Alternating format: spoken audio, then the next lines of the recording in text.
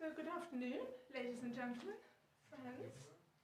It's a pleasure to be back here for the talks programme for the 21-22 session. I must say thank you to Sarah Wilcock and to Jackie Hay for putting this programme together, and you'll find it's been sent by email, but you'll also, for those of you who are here, you will have seen copies when you checked in. By necessity, these are being held by Zoom and hybrid. So today is a hybrid talk, which is in person and by Zoom. And I look forward to seeing you again for another hybrid talk later in the session. Many of you will know me, perhaps, from being the newsletter editor, but in December 2020, I was elected chairman at the delayed 2020 AGM. The committee has been holding meetings by Zoom. I can't say regularly, but they have been holding meetings. And now, at last, we're able to have those meetings in person, now that restrictions are easing. So before I hand you over to Ishbel, I'm just going to read you out some housekeeping for the library. So we're not expecting a fire alarm today, but if the alarm does go off, please would you leave calmly and assemble in the car park to the west of the library, outside the Sousa Theatre. Toilets are through the door to the immediate right of the Sousa Theatre entrance.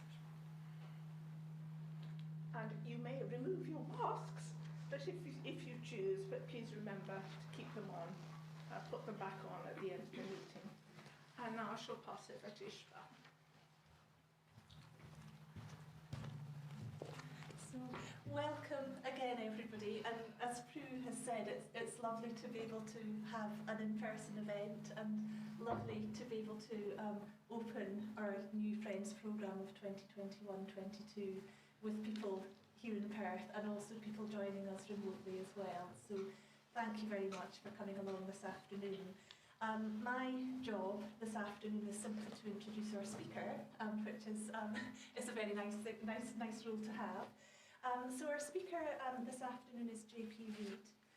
JP is Culture Perth and Kinross's new projects, exhibitions and interpretation officer.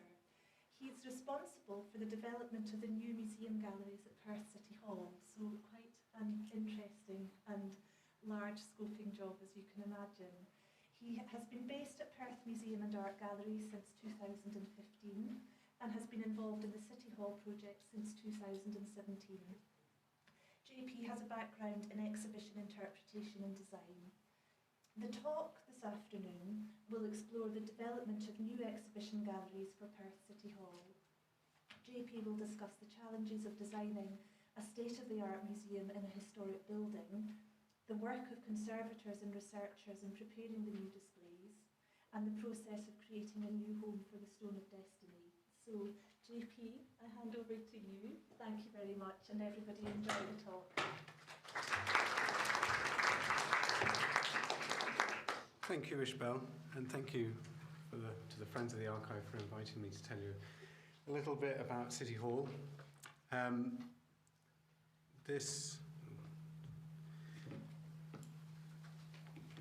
not getting a movement on my screen. I don't know if you're able to help, Michael.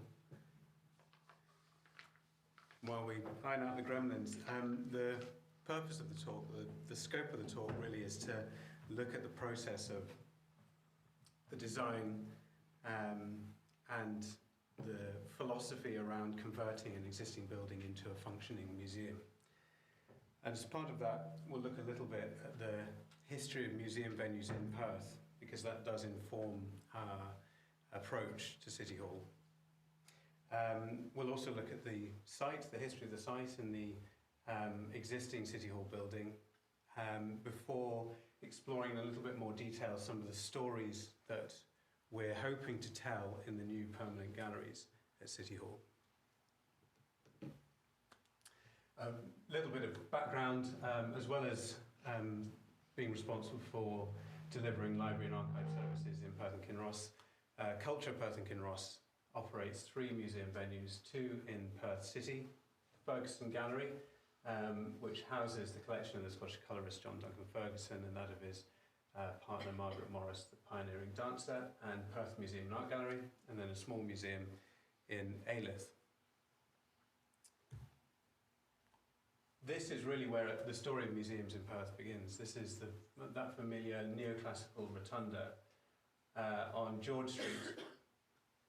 This is one of the oldest purpose-built museum buildings in the UK, dating to 1824, and was the museum and library of the Perth Literary and Antiquarian Society. The society is founded in 1784. It is a classic archetypal Enlightenment establishment. It's founded on the principles that empiricism, logic, and rationalism, and the knowledge derived thereof, can improve society.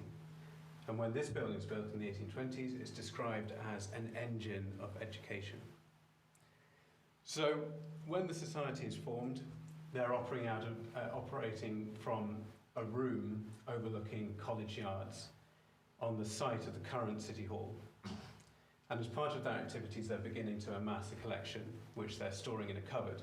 And originally, the collection comprises of Scottish antiquities. So that is Scottish archaeology, not necessarily from Perthshire, actually from further afield.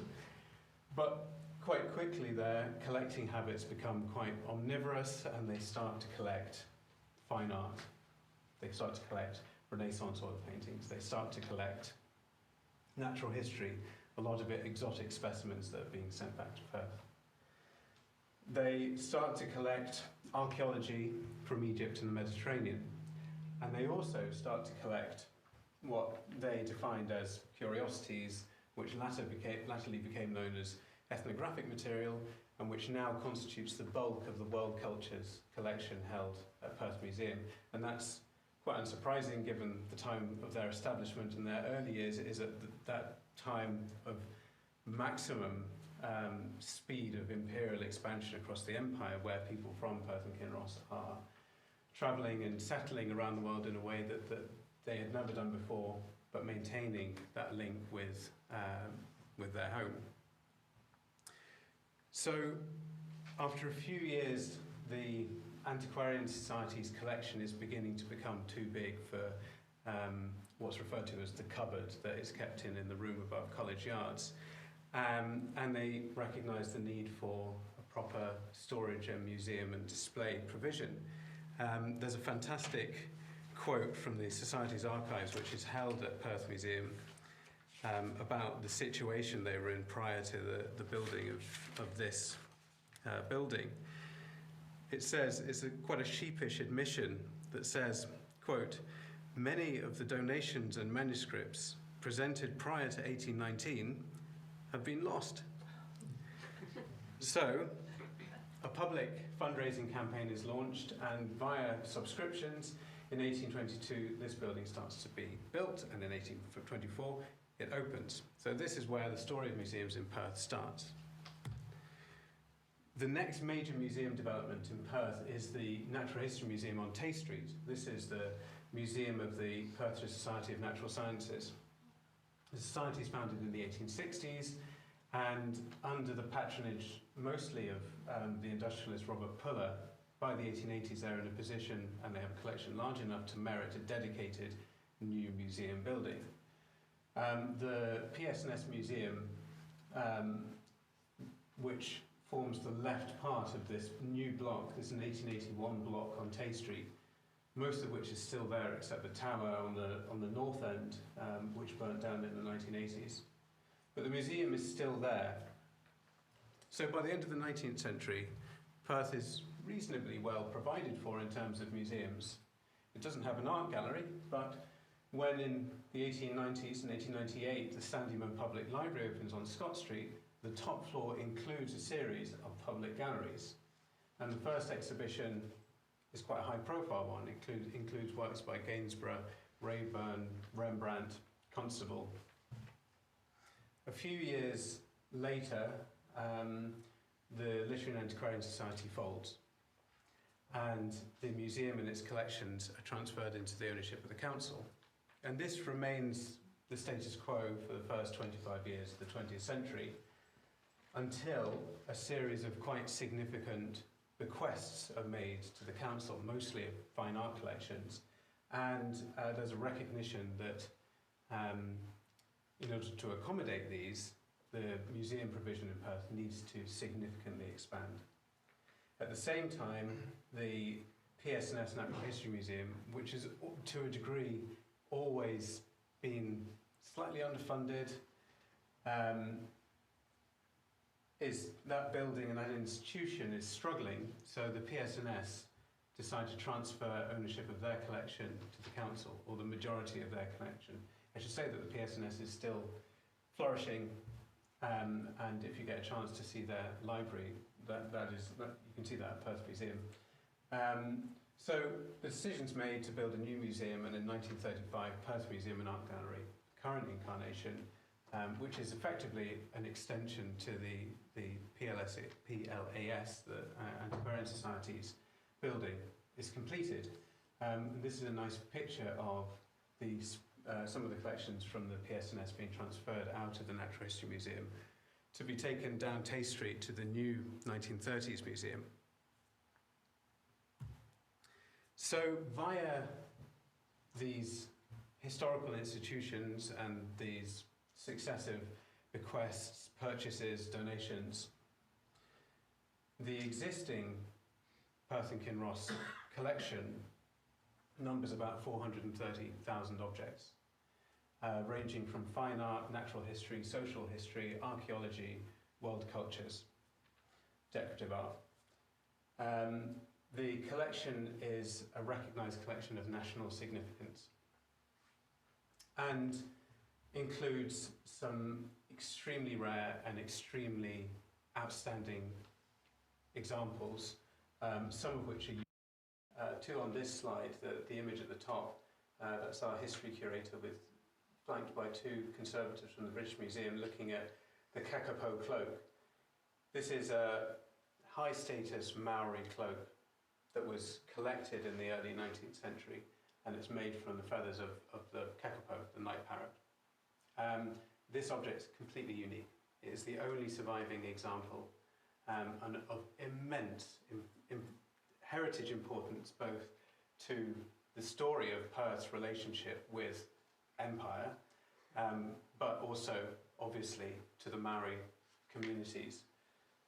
The second object that I want to highlight is this silk doublet. This is from the 1620s or 30s, and was donated by a family in Killiecrankie. It's silk. It is in incredible condition. It looks like you could just take it off a coat hanger and put it on. And again, is basically incomparable, certainly across the UK. The other example, which is often cited, is one held at the V&A in London, and that example is too fragile to photograph, let alone display. So we have this outstanding heritage asset of immense importance to Perth and Kinross and to Scotland and to an understanding of Scottish history. But we're suffering from what you could conceptualize as an iceberg effect, and this is common across museums, where what you see on public display is a fragment of what is held in the store. And my very basic, quick calculation, having gone upstairs and done a rough count of the objects, is that at any one time we have about 0.05% of the collection on public display at any one time. So, as you can see, we have this asset, and currently inadequate means to adequately show it and celebrate it. So the site itself, it's on the most elevated piece of ground immediately adjacent to the river, next to St John's Kirk. So it's likely to have been in constant use and occupation for over 1,000 years. It's also likely to have been part of the Kirk estate, either as a churchyard or as a burial ground. By the 1780s, it's being referred to as a flesher's market, so a butcher's market. And subsequently, it becomes a more general food market until the 1840s, when the council decided to develop the site and to create a civic space for the city. And what's built and what's completed in 1845 is the building at the top, which is the original City Hall. The building below is the Session House, which sat between that City Hall and St John's Kirk. So these are the two buildings that are occupying the existing footprint of the current City Hall, with a space between them which was referred to at the time as City Hall Square. The original City Hall, when it was built, was the second largest public venue in Scotland. So it quite quickly became quite an important civic space, and played host to important events and a number of high-profile 19th century figures, one of which was Frederick Douglass, the American abolitionist, who spoke there on a number of occasions. And there's a nice report from one of his colleagues about one of the speeches he gave in January 1846. The report reads, 3,000 crowded in, and as many more came and had to go away, so densely crowded that we had to break up the meeting before the time for fear of accidents. Never did I see a town more thoroughly convulsed. So quite quickly, this building becomes an important part of the civic life of Perth. But at the end of the 19th century, Perth is undergoing some quite significant interventions into its urban fabric, and by that I mean some quite significant developments. So you have Scott Street being put in place, and then latterly King Edward Street is put in place. And these are expressions of civic pride. Perth, gone are the days of poky medieval streets and vennels. Perth is a city of grand thoroughfares, except in the new, lining the new King Edward Street is the slightly ramshackle back end of the original City Hall. So council again take the decision to develop this site, considering the old City Hall as being inconsistent with their visions of grand civic pride. So the footprint of the new City Hall, you can see in red on that plan, where it says present City Hall, that's actually referring to the old building. So the new City Hall is completed in 1911, or is actually completed in 1910, but opens officially in 1911, and is, for the most part of the 20th century, a focal point of social, political and civic life in Perth, and as such, retrospectively, functions as quite an interesting prism into the life of the city and the region for the 20th century. So you can read the social history of Perth and the events that take place in City Hall, in the ceilidhs and the record sales and the wrestling and the school concerts.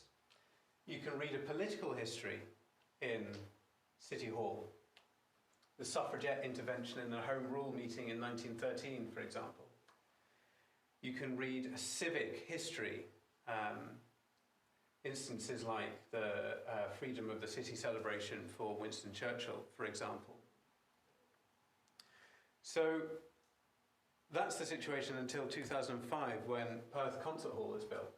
And at this point, City Hall becomes effectively redundant and sits empty for over 10 years. and goes through a number of proposals, including conversion into a hotel, or conversion into a food market, or demolition. We'll come back to demolition.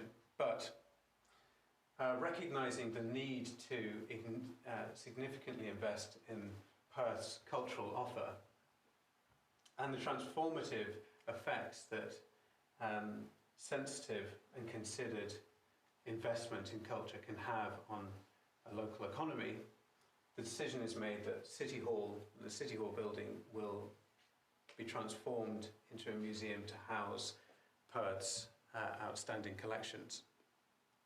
So in 2017, there's a public competition and consultation, and the Dutch architecture firm Mecanoo are appointed as project architects. And Mecanoo have a track record of high-profile international developments, including New York Public Library, and a few years ago, a new performance centre in Taiwan, which is the biggest performance centre in the world. At the same time, the exhibition design contract is awarded to Metaphor, who are a London-based firm, and again, have an outstanding track record in delivering high-profile exhibition design and interpretation strategy. And they've worked on projects like the redevelopment of the Ashmolean Museum in Oxford, the redisplay of the National Museum of Scotland's transport galleries, and the V&A's Cast Court in London. So, before we go into a little bit more detail about the design process, I think it's worth just assessing the situation as it was before we started on this process of developing designs. One of the reasons why Mecanoo were appointed is because they have a reputation for sensitively treating and accommodating the heritage of an existing building. And following consultation with Historic Environment Scotland, it was seen as a priority that the architectural heritage of City Hall be maintained and consistent with the evolving designs. At the same time, this is quite a challenging building. It's a building that was designed to complement a new street, and the new street would be at the top right of this picture. This is King Edward Street. But one of the products of that design, that original Edwardian design decision, is that actually the building effectively has its back to the most important building in the centre of Perth, the Curve, and presents on three sides effectively a blank face. So it's actually quite an alienating influence in St John's Place. And although I didn't subscribe to the view, I can see the argument for its demolition. So how do we create a building that functions in a more equitable way with its surroundings? It's a conversion. It's not a new. This is not a V&A Dundee. We cannot build a new building to specification. We're working with existing fabric. But that's not to say that conversions cannot make successful museums. Anybody who's been to the old Millbank Power Station in London will know that Tate Modern is an outstanding cultural experience. The same could be said for the old Baltic Flour Mill on the south bank of the Tyne, which is now Baltic Contemporary Art. And a bit closer to home, Balhousie Castle has been successfully converted from a private house into the Black Watch Museum. And actually, when we begin to explore a little bit more of the existing fabric that we're working with, there's something quite interesting happening. What you have with City Hall is a big auditorium, ringed by balconies, flanked on either side by ground and first floor adjacent spaces.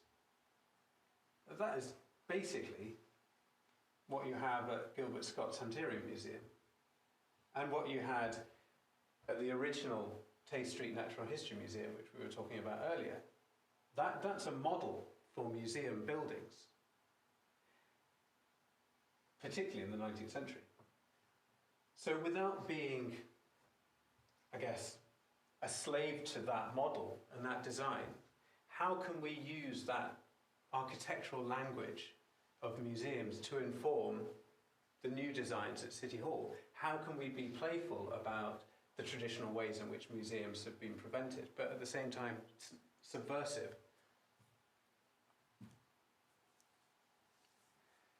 A key consideration of a new museum is how is it going to treat the objects which it's displaying.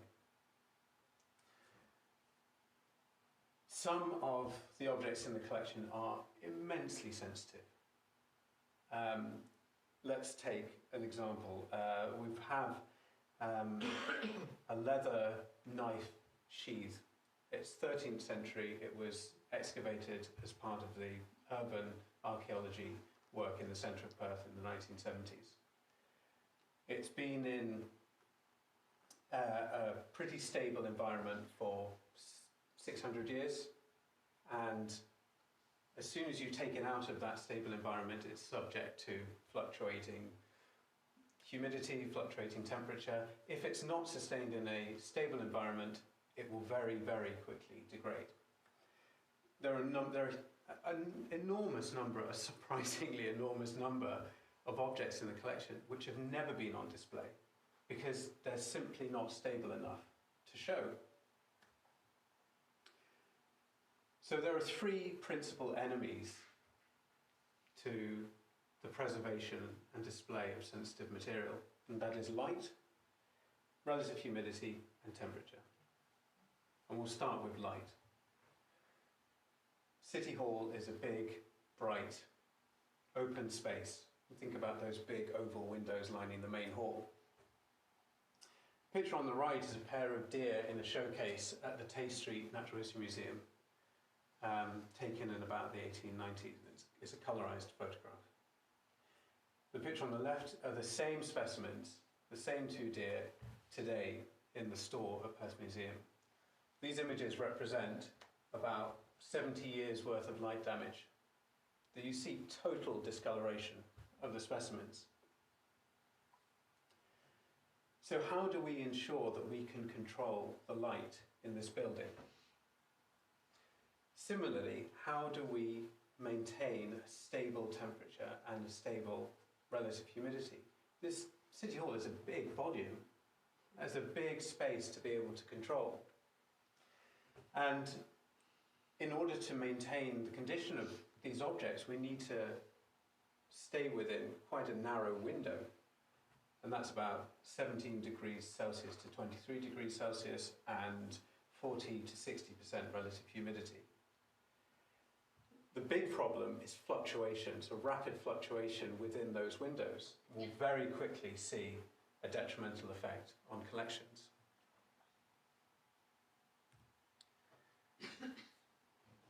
Aside from how the building needs to function in terms of protecting objects, we obviously need to think about what the visitor experience is going to be like. We need to think about how this building can create exciting, engaging, and inspiring relationships and experiences.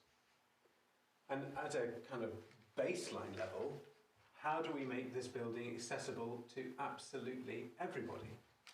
The Edwardians did not do accessibility. That is the problem with this frontage. So the architects propose a number of major design interventions to address these requirements. First one I'll touch on was a reorientation of the access, the public access, away from the old King Edward Street entrance. So if you think that at the bottom, that's the old west front onto King Edward Street. So we're now talking about two access points on a north-south axis, linked by an internal corridor. So not only is that enabling level access across the ground floor of the building, it's also addressing the fact that this building has historically been orientated to one street and not to its wider environment. So this corridor linking the two new entrances is referred to as an internal venel. And aside from addressing access issues, it's also performing an environmental function. If you consider the main hall and the west end of the building to be the exhibition spaces, then the venel is providing an environmental buffer between the outside and its fluctuating temperatures and relative humidities with the inside, that stable environment. Similarly, to the left of that highlighted area, which is a cut through of the internal venel, is the cafe. And again, you're creating an environmental buffer between the cafe, between the steam of the coffee machine and the open windows, and that stable, controlled environment in the main hall. In the cafe itself, which is the Leicester City Hall, the architectural features such as the mouldings are all being retained. The main change in this space is actually that the windows, the east-facing windows, are being dropped, the sills are being dropped. And that is to encourage a relationship with not only the streetscape outside, but actually specifically with St John's Kirk. This relationship, this dialogue between the contents of the building and the urban fabric around the building is absolutely crucial. And part of that has to do with the fact that, for example, in the permanent galleries we have a section about the Reformation, and we have on display objects associated with John Knox. So you need to have that dialogue. The building's 100 metres away from these objects. There needs to be that dialogue between the stories that are being explored and the objects that are being displayed inside with the built heritage outside. Probably the largest intervention in the main space is a 3-storey box containing galleries referred to as the pavilion. It quite quickly became apparent that creating an extremely stable and controlled environment across the whole of the main hall was impractical and unsustainable. So instead, we're pursuing a hierarchy of environmentally performing spaces where the main hall, for example, is less controlled than, say, the contents or the galleries of within the pavilion. The way we accommodate that in terms of the collection is that we put more robust material, like stone, carved picture stone, in the main hall, and more sensitive material in these controlled spaces. The pavilion is also where the Stone of Destiny will be displayed and housed. And it creates a focal point for the visitor when they're standing in the main hall. At the west end, in the former ticket hall, bar, and what would have been the rake seating of the gods, we have 3 more galleries, and on the first and second floor, 2 more controlled spaces. On the ground floor, the openings, although not public, not accessible, the old doors are retained as windows so that we can retain that link between specifically that room and King Edward Street. So now I'm going to talk a little bit about how the objects and the building design and the stories that we want to tell work together to create an interesting and exciting, we hope, visitor experience. There are 2 key narratives at play in the permanent galleries of City Hall. 2, I guess you could call them story arcs. So the first one is a broad chronological history of Perth and Kinross from the Mesolithic, so about 10,000 BC, to the present day. And this is looking at experiences, individuals, episodes that are specific to Perth and Kinross. It's looking at episodes which could be representative of a wider Scottish story or a wider UK story or a wider global story. So I can give an example. What does a carved Roman altar slab that was retrieved from the confluence of the Armand and the Tay in the 1960s tell us about life in life at the Roman fort in Bertha? What does that in turn tell us about life in Iron Age Perthshire? And what does that in turn tell us about the Roman occupation of Scotland?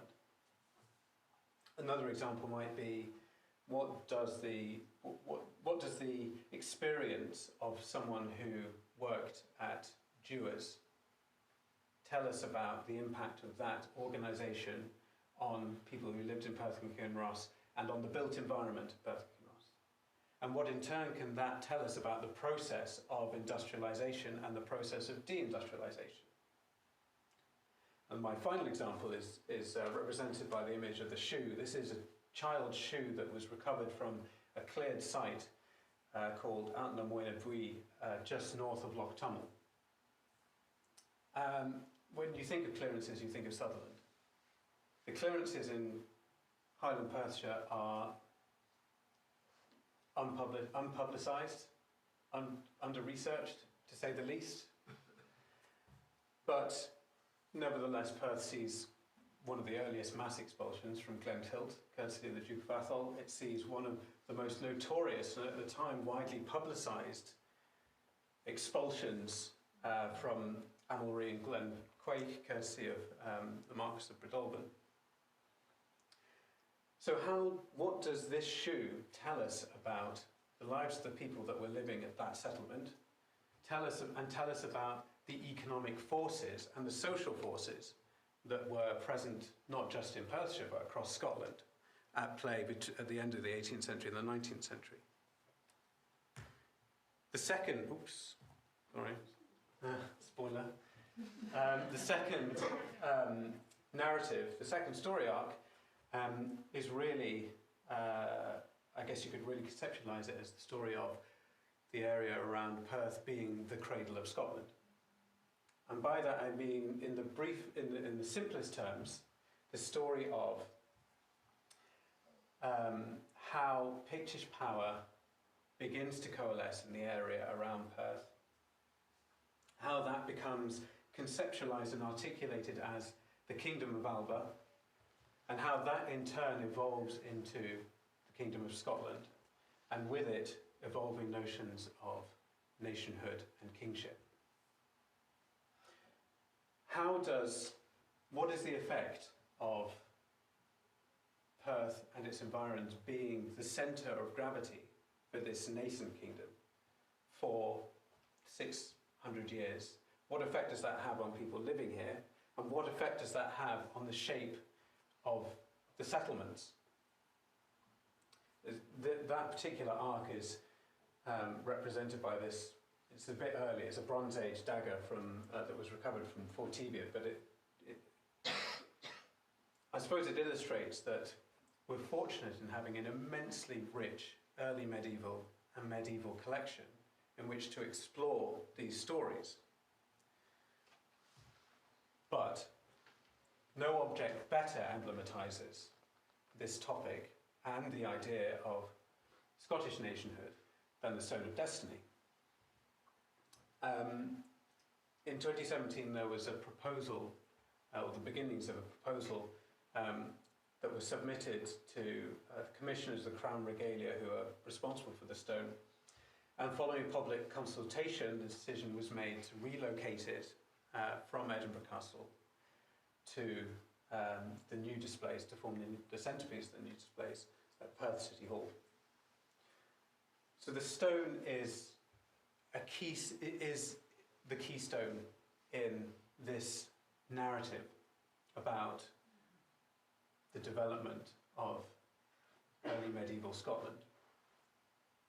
And although it's sitting in the context of prehistoric and medieval galleries adjacent to it, the reason it has its own dedicated gallery is because it is simply such a complex object, how do you need the space to be able to talk about its provenance, the debates around authenticity, its history subsequent to 1296, when it was removed to Westminster. This is such a complicated object that we need space to be able to consider it and discuss it, whilst at the same time maintaining its anchorage in a specific context, that is Scone. How is this object working in relation to its landscape? What is its relationship to Moot Hill? How are the inauguration ceremonies that are taking place at Scone and evolving over the years, making use of these set pieces? So we're currently in a quite intensive research program to both draw on existing knowledge, augment existing knowledge of the collections, and also to, where we can, reveal new stories that have perhaps been underrepresented in the past. So in terms of developing our existing knowledge, we're working with partners like St Andrews University. So the image in the top right is an example of a project that one of their PhD students is working on, which is to 3D scan and colorise a Pictish cross slab. This is the St Mado stone, which is in the lobby of the museum, to give us an idea of how these stones would have appeared in the landscape in the early medieval period. As I said, there's also the need in this research program to uncover narratives which perhaps haven't been fully explored or widely explored in the past. And these include Perth and Kinross's and the museum and the collection's links to imperialism and slavery. This is a subject area which is not particularly well researched, particularly with regards to our collection. And the example given here, this is, I'll read the entry. This is an object in the World Cultures Collection, and the entry reads, "Woman's apron, Guyana, panel of beadwork in a coloured geometric pattern with a fringe of fibre cords. Demerara, 1832, Macpherson." So what our entry, this is in our World Cultures catalogue, what our entry doesn't tell you is that Macpherson, this is William Macpherson, and his brother James were both members of the Literary and Antiquarian Society. They were from Dunkeld. They owned 110 enslaved people on a plantation in Guyana, on a cotton plantation in Guyana, where this object was collected. And in 1804 made a significant donation to the newly built Perth Academy building on Rose Terrace. So these links between our collection, the public collection, empire, the slave economy, and the built environment and the lives of people living in Perth and Kinross are under-researched, and are an area that we're focusing on as part of the research program. In a similar vein, we need to ask ourselves about representation, and that is, historically, who is represented in the collection and who is represented in the displays. I saw a nice label at a museum down south a few weeks ago. I've just written down what this label said on the topic of representation. Who is being seen? Who has the power to see?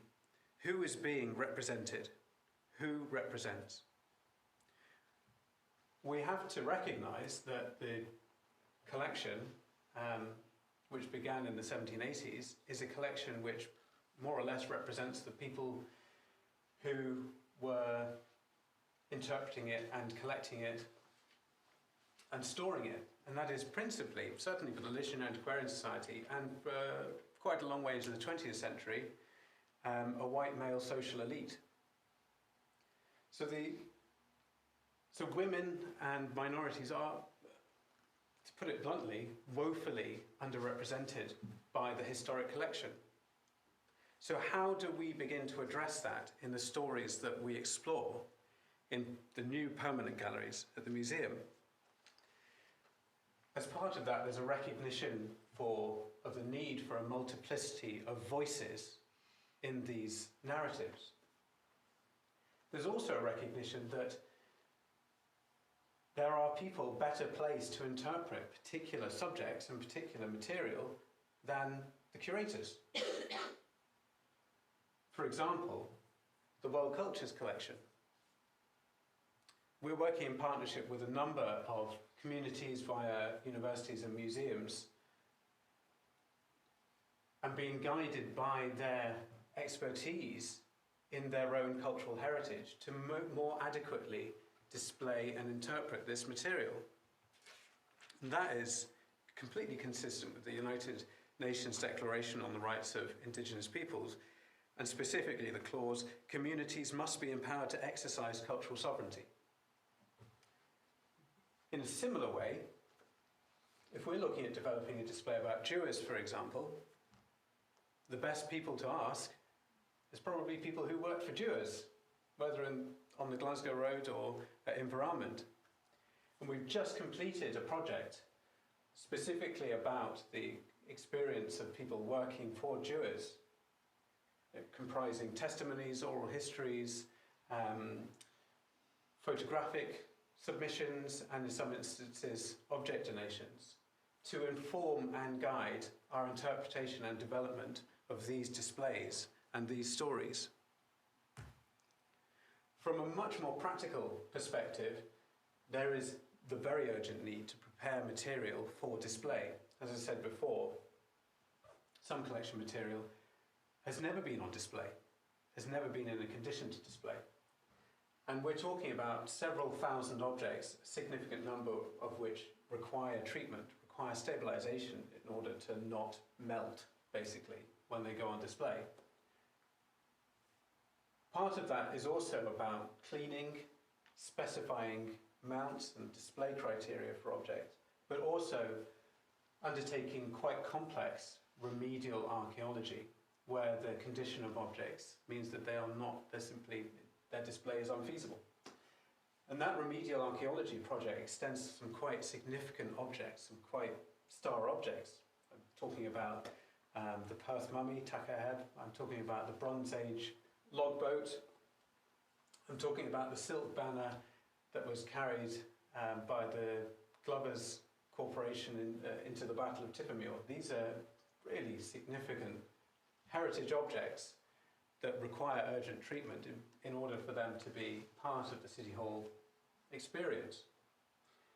The cost of conservation falls out with the broader capital development budget. So we're in the process at the moment of fundraising to pay for the treatment and care of these objects. So, in February 2021, construction starts, slightly delayed by COVID, and on the assumption that work will continue over the next few years, we're looking at the new museum building opening at the start of 2024. I very much hope you'll come and visit it. I very much hope this talk has been interesting. Thank you.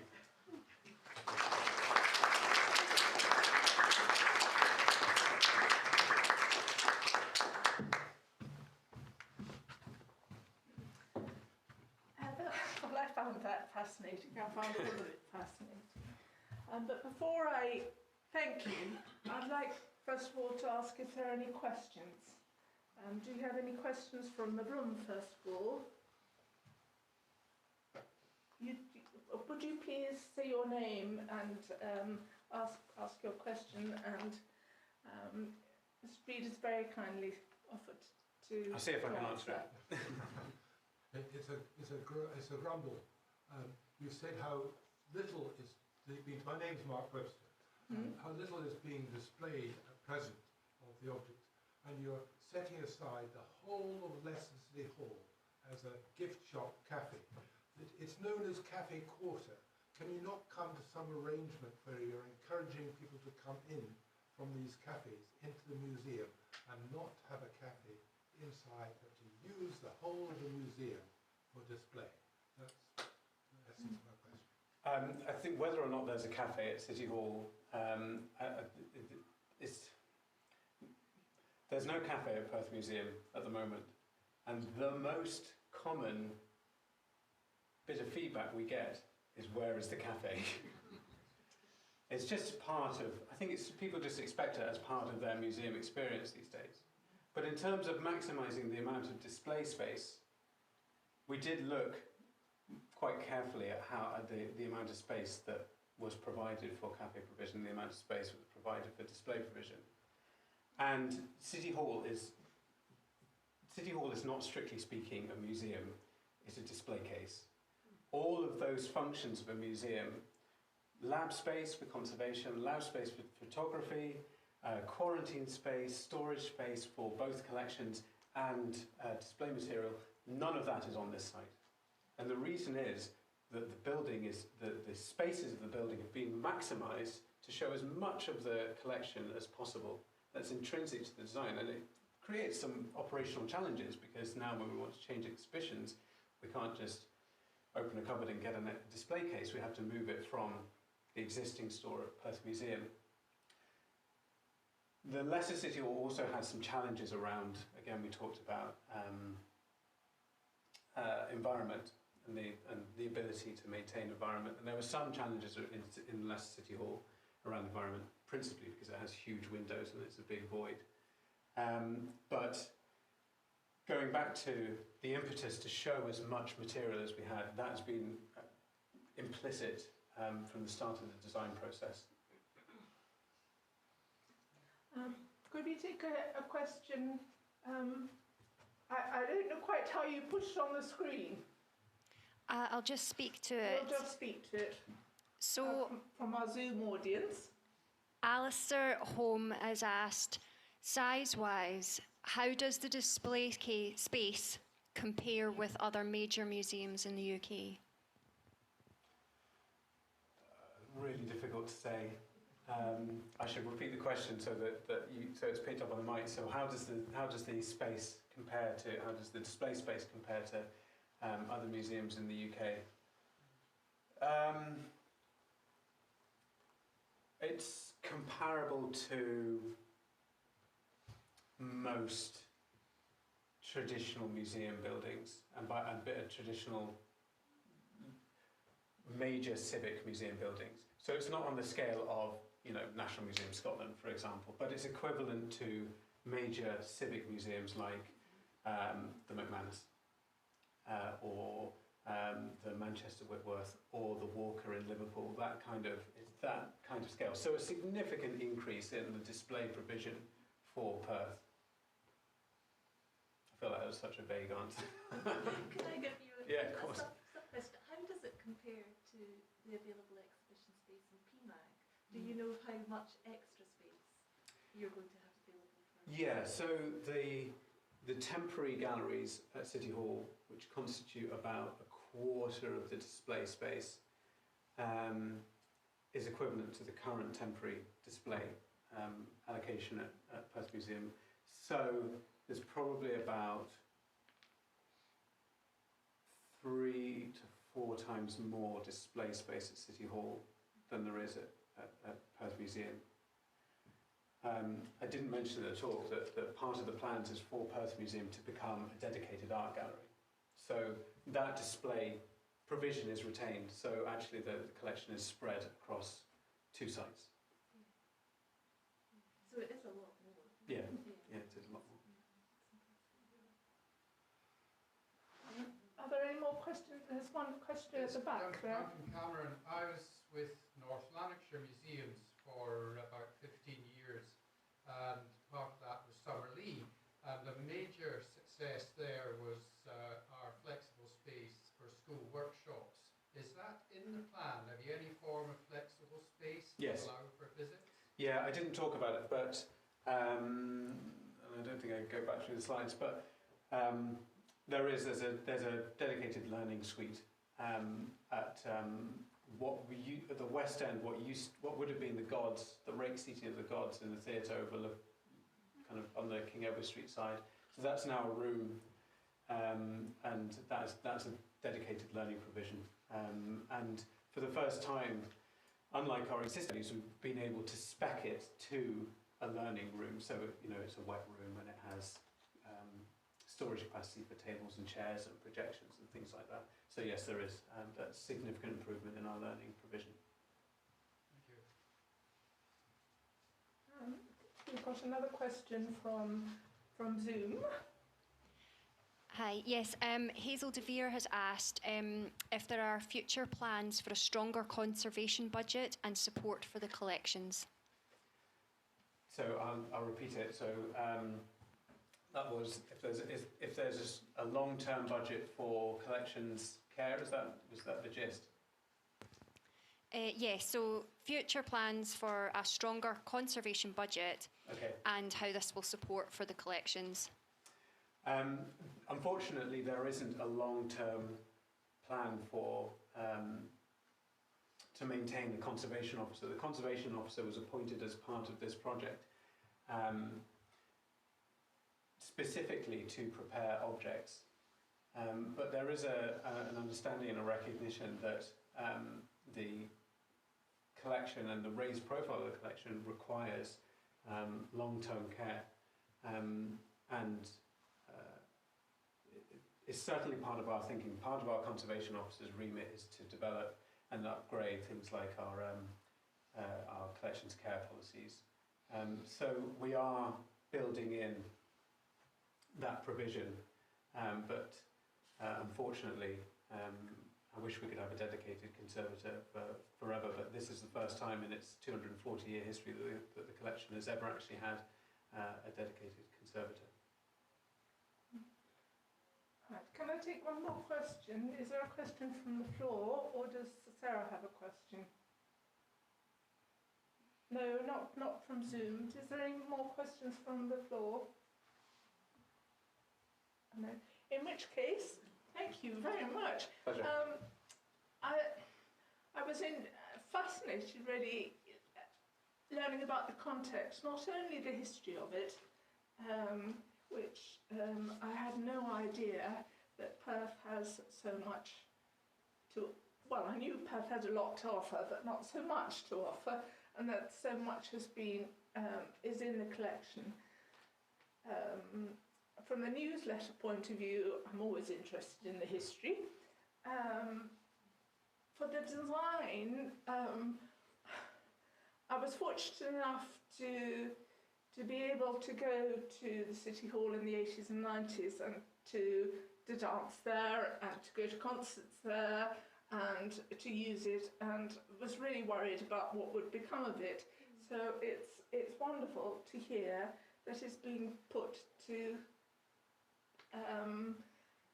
a use that can be enjoyed by so many. And your